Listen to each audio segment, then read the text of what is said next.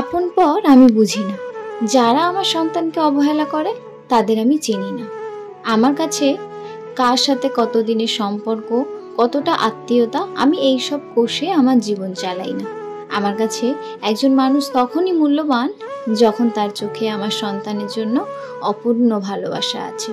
তুমি যদি আমার সন্তানের মুখের দিকে তাকিয়ে ঠোঁট বাঁকাও, তার মনের ছোট্ট আনন্দটাকে তুচ্ছ করো কিংবা ইচ্ছা করে তাকে অগ্রাহ্য করো, তাহলে বিশ্বাস করো তুমি আমার চোখে চিরদিনের জন্যই মুছে গেলে। তুমি কে, আত্মীয়, বন্ধু, পরিচিত, আমার কিচ্ছু যায় আসে না তাতে। তুমি একবার আমার বাচ্চাকে অবহেলা করেছো, সেই একবারই যথেষ্ট তোমাকে চেনা বন্ধ করে দেওয়ার জন্য। আমি সেই মা যে নিজের অপমান ভুলে থাকতে পারলেও সন্তানের অপমান কোনোদিনও ভুলব না।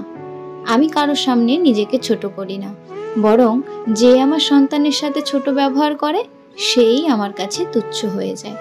একটা কথা মনে রেখো, তুমি আমার সন্তানের চোখে জল এনেছো, আমি তোমার মুখের হাসি চিরকাল ভুলে যাব। তুমি তার মন ভেঙেছো, আমি তোমার অস্তিত্ব ভুলে যেতে এক মুহূর্ত সময় নেব না। তোমার মতো মানুষদের জন্য আমার জীবনে কোনো জায়গা নেই। তুমি কত আপন ছিলে সেটা আমি হিসেব রাখি না। তুমি আমার সন্তানের প্রতি কিভাবে আচরণ করলে সেটাই আমার কাছে আসল। একটা মানুষ কতটা ছোট হলে একটা নিষ্পাপ শিশুকে অবহেলা করতে পারে, যে শিশুর মন দাগ ধরে যায় সামান্য অপমানেও, তাকে অবহেলা করা মানে নিজের ভেতরটাই নোংরা করে ফেলা। তাই বলি, যারা আমার সন্তানের কদর করে না তারা আমার জীবন থেকে নিজেই বাদ পড়ে যায়। তোমার পরিচয়, তোমার সম্পর্ক সব কিছু শেষ যেদিন তুমি আমার সন্তানের প্রতি অবহেলা দেখালে। তুমি কে আমি জানি না, চিনিও না, আর কোনোদিন চিনবও না।